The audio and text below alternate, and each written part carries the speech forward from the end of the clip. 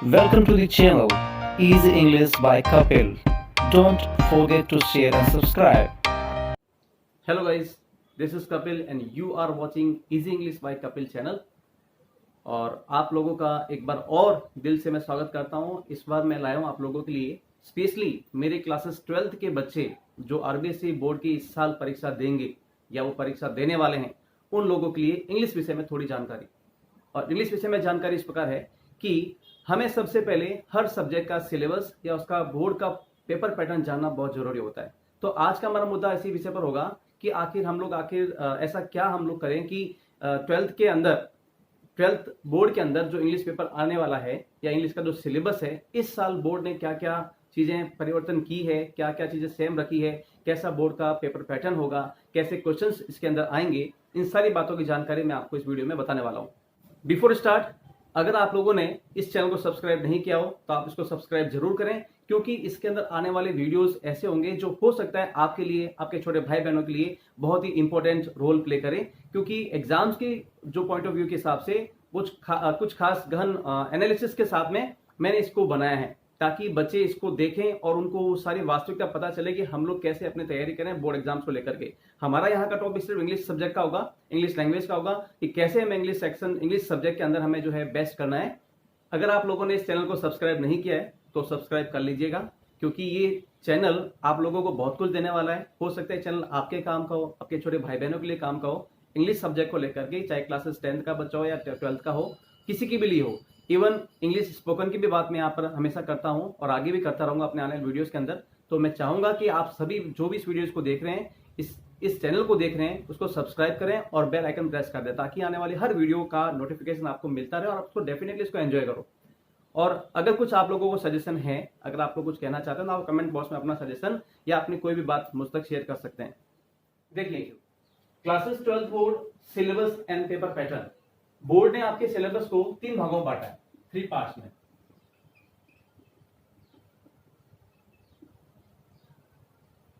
कैसे? सबसे पहला जो पार्ट है आप लोगों का, वह है reading section.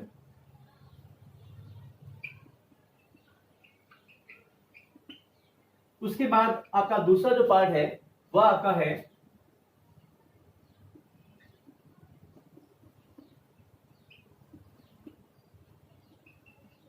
Writing section, and third part is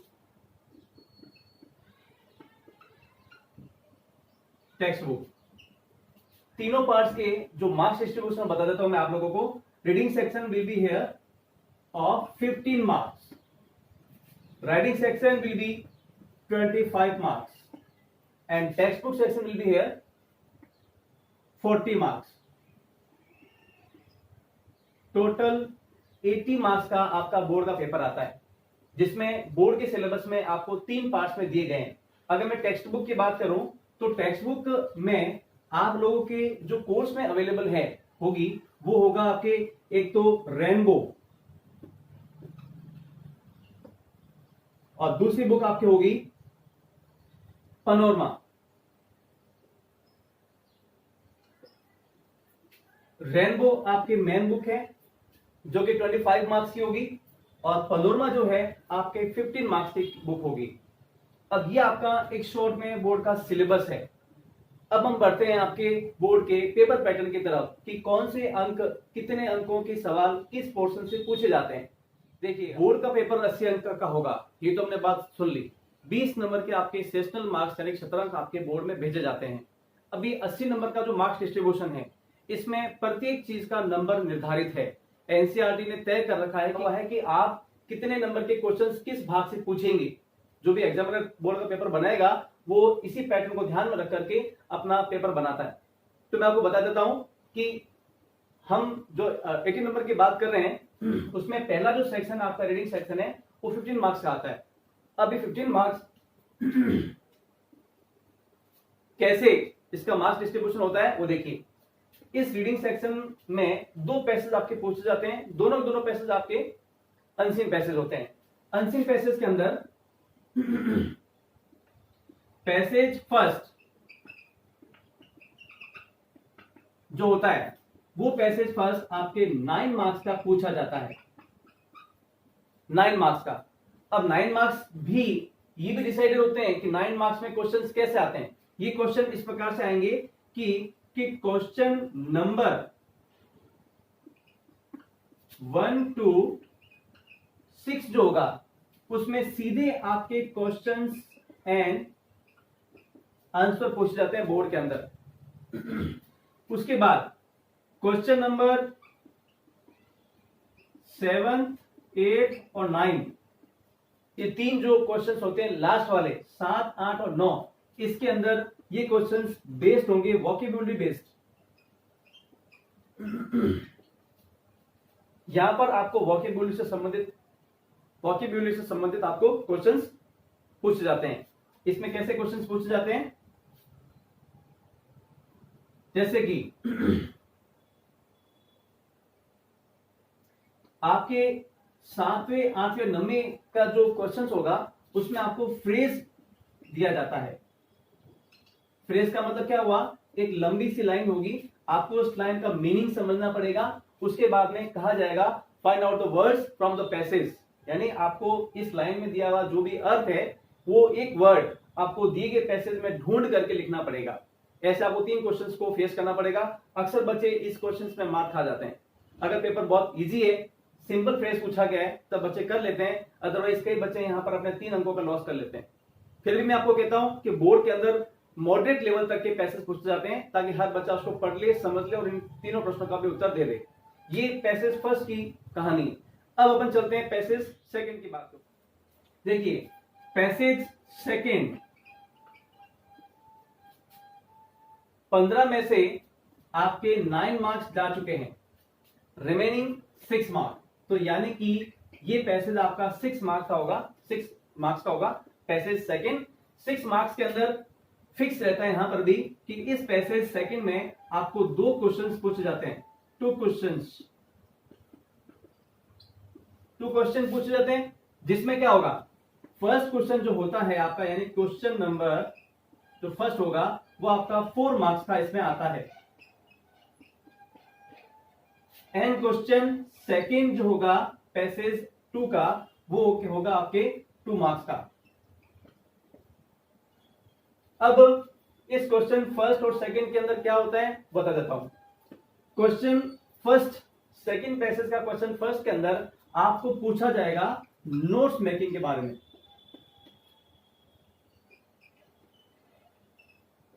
notes making क्या होती है उसके बारे में आपको जानकारी होनी चाहिए। उसके बाद क्वेश्चन सेकंड के अंदर आपको पूछा जाएगा समराइजेशन।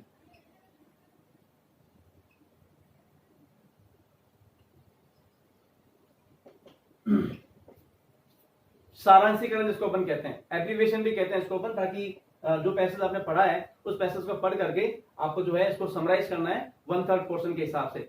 इसको अपन डिटेल में बाद में अगली वीडियो में जरूर पढ़ेंगे। अब हम ये तो पहला सेक्शन पूरा हो गया, रीडिंग सेक्शन, यानी कि 9 मार्क्स का फर्स्ट पैसेज, 6 मार्क्स का सेकंड पैसेज। फर्स्ट पैसेज बता दिया मैंने आपको, और सेकंड पैसेज के बारे में बता चुका हूं कि 4 नंबर का फर्स्ट क्वेश्चन आएगा और 2 नंबर का आपके सेकंड क्वेश्चन आएगा। ये तो आपका रीडिंग सेक्शन हो गया पूरा। अब अपन बढ़ते हैं दूसरे सेक्शन के बारे में, यानी कि राइटिंग सेक्शन।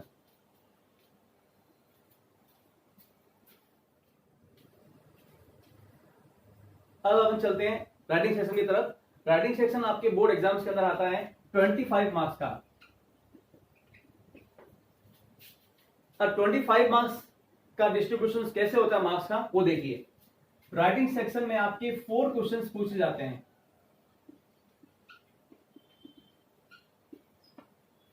जिसका अंकों का निर्धारण अपन शॉर्ट में इस प्रकार से देख सकते हैं कि पहला सवाल 4 नंबर का और दूसरा जो सवाल होगा, दूसरा, तीसरा, चौथा, वो 7 नंबर के सवाल आपके आते हैं। यानी कि 4 + 7 + 7 + 7 = 25 मार्क्स।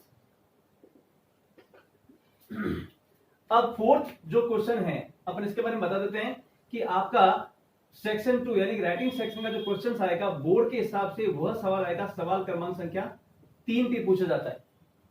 अब 3 नंबर का सवाल जो है, यानी कि क्वेश्चन नंबर अब नंबर 4 नंबर का जो क्वेश्चन आएगा वो क्वेश्चन इस प्रकार से पूछते हैं वो लोग कि इसमें आपको notice, advertisement invitation, argument, last में, और आर्ग्यूमेंट के बाद आता है आपके पोस्टर मेकिंग।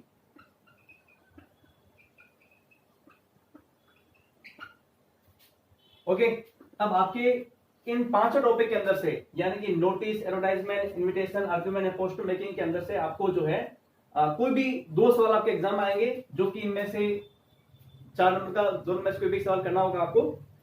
फिर आपके क्वेश्चन नंबर 7, क्वेश्चन जो मार्क्स है 7 है, उसमें आपका जो सवाल आएगा वो सवाल आपका आएगा रिपोर्ट राइटिंग का।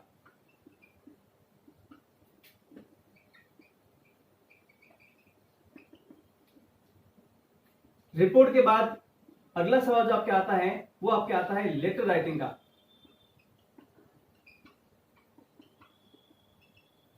लेटर राइटिंग के बाद आपके राइटिंग सेक्शन का जो सबसे लास्ट क्वेश्चन आता है वो आपके आता है स्पीच या आर्टिकल। दोनों में से कोई भी एक सवाल आपके पूछते हैं। हर एक सवाल में ऑप्शंस आते हैं, 2 सवाल आपके ऑप्शंस आते हैं, एक सवाल आपको करना होता है।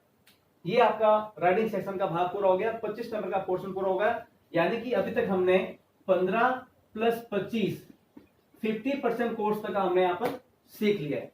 अब हम बढ़ते हैं इसके लास्ट सेक्शन की तरफ, वो देखते हैं। जो इसका लास्ट सेक्शन है वो सेक्शन होगा आपके text book section. Text book section यानी कि आप लोगों को दी जाने वाली पाठ्य पुस्तक सामग्री, उसमें हमारे पास 2 बुक्स हैं, एक तो रेनबो और एक आपके है पनोरमा। टेक्स्ट बुक सेक्शन आपके 40 मार्क्स का एग्जाम में पूछा जाता है और सब कुछ फिक्स है। रेनबो किताब को अपन मेन बुक कहते हैं और यह आपके सप्लीमेंट्री बुक है।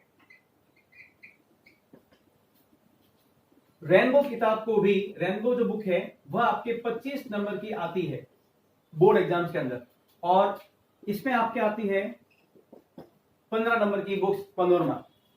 अब ये 25 नंबर अगर आप देखोगे तो इसके 2 चीजें और आगे डिवाइड की हुई है। एक है आपका प्रोज का भाग जो कि आपके आता है 15 मार्क्स का, एक आपके आता है पोएट्री सेक्शन जो कि आपके आता है 10 मार्क्स।